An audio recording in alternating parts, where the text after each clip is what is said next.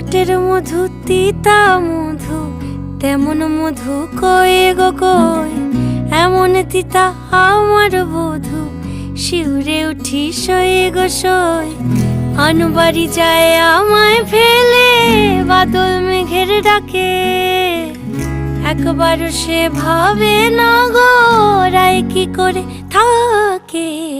কি করে রায়, কি করে রায়, কি করে রায়, কি করে, এই বুঝি যায় পীড়িত ছুটে সেই ভয়েতে যায় মরে। কি করে রায়, কি করে রায়।